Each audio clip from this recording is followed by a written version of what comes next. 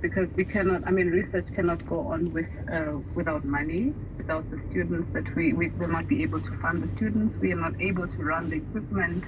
All these things require money. And more than that, I have no salary then. If the funding stops, I don't have a salary, and of course then I lose my position at the university. So everything grinds to a halt. Goodness, yeah. So how far down the line were you to coming up with these membranes? So, we were working at a very fast pace before COVID came in and we had restrictions about going into the lab, but we have already published work that has developed these materials that we functionalized that were really performing very well, and we were hoping that in the next 3 years we would only need to increase the performance and increase the reusability and just a few more tests and commercialize these things. This program was going to come to fruition in 5 years if the additional funding was offered, but now it has to stop. And is there any way of appealing this? The British government have said difficult times, difficult decisions have to be made. We're in a pandemic, so we're cutting this aid. Is there any kind of pushback, any appeal to that you can launch that you've been told? No. You must remember that we come in through the Royal Society. So if there's anybody that's going to appeal this, it's going to be the Royal Society. And to my knowledge and to our knowledge, they've done the best they could. I think they have been engaging the government for the better part of this year, and they only came to this decision when the outcome was given 2 weeks ago. Actually, is when we were given the ultimatum. So we basically had 2 weeks' notice.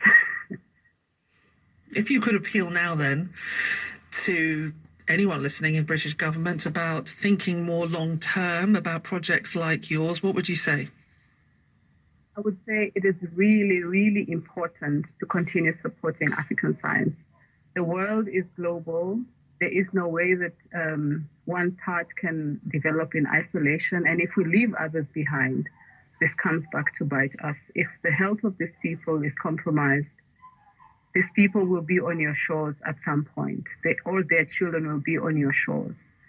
If science cannot be supported elsewhere in the world, then the rest of the world, this will come back to bite us, basically. There is no way that we can ignore the problems in other parts of the world. And what we are doing is bringing back our expertise. We are trained abroad, but we are coming back to Africa to try to solve the problems. So I would ask that the government support us so that we can solve the problems here. Message received loud and clear. We live in a connected world. Anita, thank you so much for joining us. Anita Etale, she's a leading researcher on clean water supplies. She's Rwandan born, but she is losing her funding for that crucial research she's doing from the British government, who said there's going to be a 70% drop in UK grants to this kind of work. There's been an outcry in Italy after dozens of women who had had an abortion or miscarriage discovered that, unbeknownst to them, the fetus had been given a religious burial in a grave marked with the woman's name. The violation of privacy came to light after one woman shared a photo of the tomb she'd discovered.